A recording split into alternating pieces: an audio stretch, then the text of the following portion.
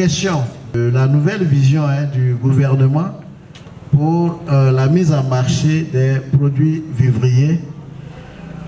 Au niveau des recommandations que les femmes avaient faites lorsqu'on a rencontré M. le Premier ministre, elles avaient dit par exemple qu'aujourd'hui, on n'a pas de site de collecte et de groupage des produits vivriers. Dans certaines localités, nous étions à Blolequin, nous avons vu le site qui était là-bas, c'était pratiquement collé au marché. Et dans beaucoup de localités comme ça, il n'y a pas de site où on peut regrouper la production pour qu'un gros camion puisse chercher et puis venir en ville. Donc quand nous avons dit cela, le Premier ministre, il a trouvé ça pertinent et donc nous lui avons soumis un projet dans lequel nous avons voulu construire en Côte d'Ivoire environ 155 marchés de proximité qui sont des sites de collecte et de groupage des produits vivriers. Et à ce site-là, les gros camions, enfin les producteurs enverraient leurs produits vivriers et les gros camions viendraient chercher là. Donc, il a trouvé le projet pertinent.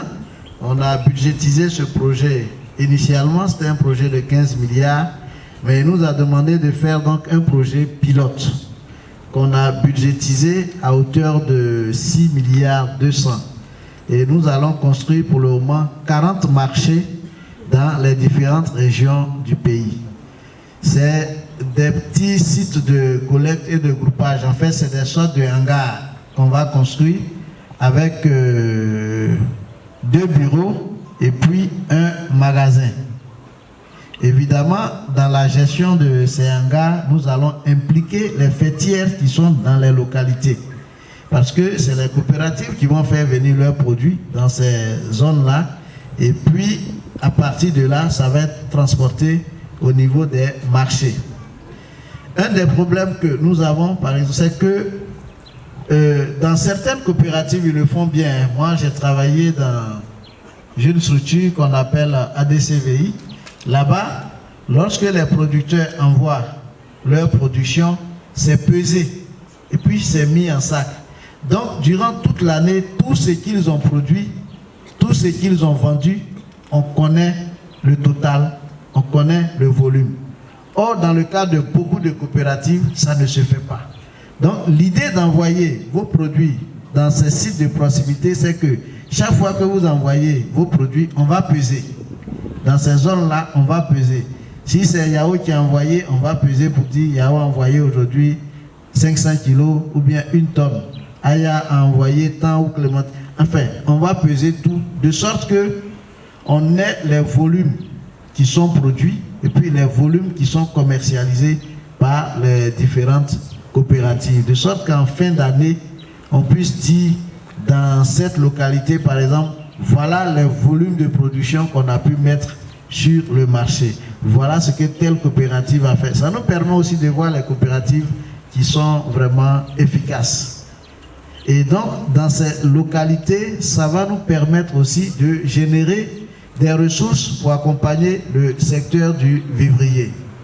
Parce que nous allons acheter des bascules que nous allons mettre dans ces sites de collecte. Nous allons également acheter 2 camions Kia que nous allons mettre et puis nous allons mettre aussi des tricycles. Ces camions-là, lorsque vous avez vos productions en brousse, vous pourrez utiliser ces Kia-là pour aller chercher et puis envoyer. Là où les camions ne peuvent pas aller, on pourra utiliser les tricycles pour les chercher. Comment on va gérer ces camions? Je pense qu'ensemble, nous allons discuter et puis nous accorder. Parce que c'est des camions qu'on va gérer. Ça va entraîner, c'est vrai, des frais. D'abord pour gérer peut-être le chauffeur qu'on va prendre. Ça va entraîner des frais d'entretien et tout ça. Donc c'est des éléments que nous allons ensemble discuter et puis nous accorder sur un mode de fonctionnement, de gestion de ce matériel. Parce que dans un premier temps, c'est vrai que l'OCPV va accompagner, mais c'est du matériel qui doit appartenir aux coopératives après. Donc on va discuter de voir comment on peut gérer ces équipements-là.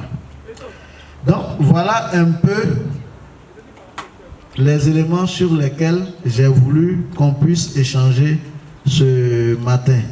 Donc le premier point que j'avais abordé, c'était vraiment le fonds Covid. Le deuxième point, c'était la distribution de matériel qu'il y a eu à Boisflé. Le troisième point, c'était l'organisation et la structuration des coopératives. Et puis le quatrième point, c'était notre nouvelle stratégie en matière de commercialisation des produits vivriers.